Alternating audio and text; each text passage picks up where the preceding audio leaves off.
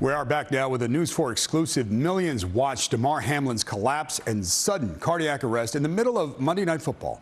And what happened to the Buffalo Bills safety has likely happened near your own community as well. It's why automated external defibrillators, or AEDs, are required in places like state schools. But the I-Team found gaps in those laws and the potential safety of many kids who play youth sports. John Chandler has the story.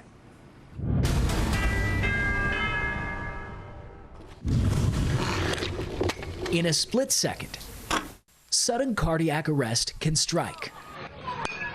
And then, every second matters. When Damar Hamlin dropped to the turf on Monday Night Football, Jordan Schoen knew all too well. My phone blew up. They're like, "Are you watching the Bills game? I think what happened to him happened to you." And all I said was, "I hope they have an AED." An AED shock saved Hamlin, and 5 years ago, saved Jordan, too, when he collapsed at a basketball game. But only after a police officer in the stands grabbed the AED from his car. He passed the school defibrillator. Nobody in the gym that day knew the life-saving device was hanging on the wall. There wasn't a reaction from the school in the sense of the people that were there to know what to do. So Jordan's mom, Alice, partnered with Dana Colasante to form Saving Active Hearts. Dana's husband also survived sudden cardiac arrest thanks to an AED. The ambulance didn't get there until way after that all had happened. Minutes matter. The American Heart Association says with an AED shock in the first minute, 90% survive. By the third minute, 75% may live. But after 5 minutes, the survival rate drops below 50%. It's why AEDs are required by law in tri-state schools. But the I-Team found that doesn't cover private camps and independent youth sports leagues, putting thousands who play outside of school events at risk. Where's the equipment? Where's the personnel? How are we going to close the gaps? Last year, Assemblyman Stephen Otis introduced a bill in New York to require non-school youth sports to have an AED device with someone trained to use it.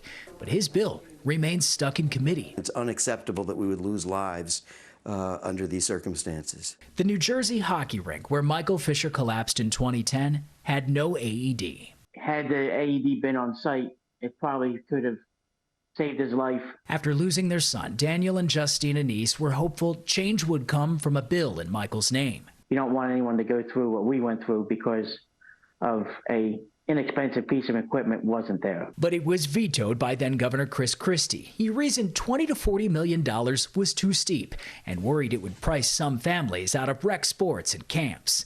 The average cost for an AED is around $1,500. You saved one life. It's worth spending the money. There is hope for a new bill in New Jersey, and in Connecticut, school AED laws require that an emergency action plan is put into place. It's one of just 5 states in the country to do so.